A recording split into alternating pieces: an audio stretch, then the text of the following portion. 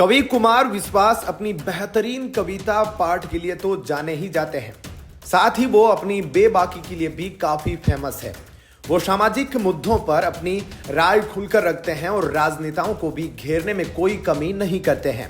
मौका पाते ही वो सभी को लपेट लेते हैं, फिर चाहे वो कोई राजनेता हो या फिर सेलिब्रिटी। ऐसे में पिछले दिनों मुकेश खन्ना ने सोनाक्षी सिन्हा के पुराने मामले के बारे में बात की थी और सवाल उठाया था। उन्होंने केबीसी में रामायण से जुड़े सवाल का जवाब ना दे पाने वाले मामले पर सवाल उठाया था, जिसके बाद एक्टर ने सफाई भी दी थी कि उनका कोई गलत इरादा नहीं था।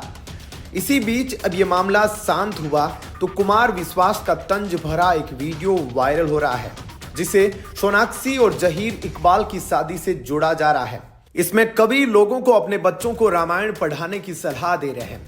दरअसल डॉक्टर कुमार विश्वास हाल ही में मेरठ महोत्सव में पहुंचे थे। इसी दौरान का उनका एक वीडियो सोशल मीडिया पर वायरल हो रहा है। इसमें उन्हें कहते हुए सुना जा सकता है, अपने बच्चों को नाम याद करवाइए, सीता जी की बहनों का, भगवान राम के भाइयों के। एक संकेत दे रहा हूं, जो समझ जाए उनकी तालियां उठे। अपने बच्चों को रामायण सुनवाइए, गीता पढ़वाइए, अन्यथा ऐसा ना हो कि आपके घर का नाम तो रामायण हो, लेकिन आपके घर की श्री लक्ष्मी को कोई और उठाकर ले जाए। ऐसे में अब कुमार विश्वास के इस बयान के सामने आने के बाद लोग इसे एक्स पर जमकर शेयर कर रहे हैं और इसे सोनाक्षी सिन्हा जहीर इकबाल की शादी से जोड़ रहे हैं। हालांकि कई ऐसे यूजर भी रहे जिनका यह कहना है कि उनका बयान सोनाक्षी सिन्हा से संबंधित नहीं है।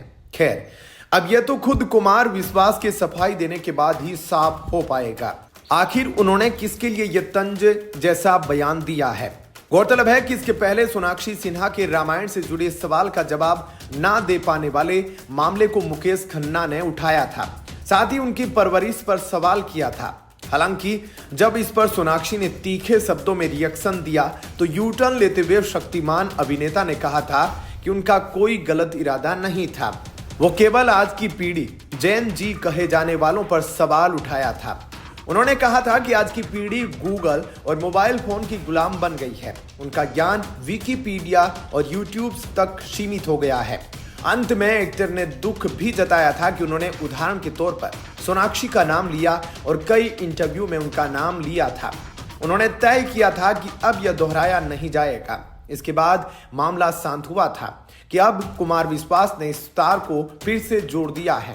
देखना होगा कि इस पर शत्रुघ्न सिन्हा और सोनाक्षी का क्या रिएक्शन आता है।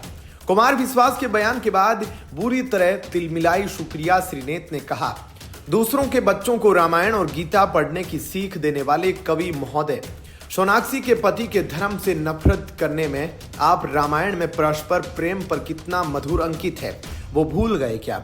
सब नर करही परस्पर प्रीति, चलही स्वधर्म निरत्य श्रुति नीति। आपने रामायण का अध्ययन वाकई में किया होता तो प्रेम जरूर समझते। आपके अंदर राम कथा वाचक बनने की लालसा तो बहुत है, लेकिन प्रभु राम की शालीनता और मर्यादा का रति भर गुण नहीं।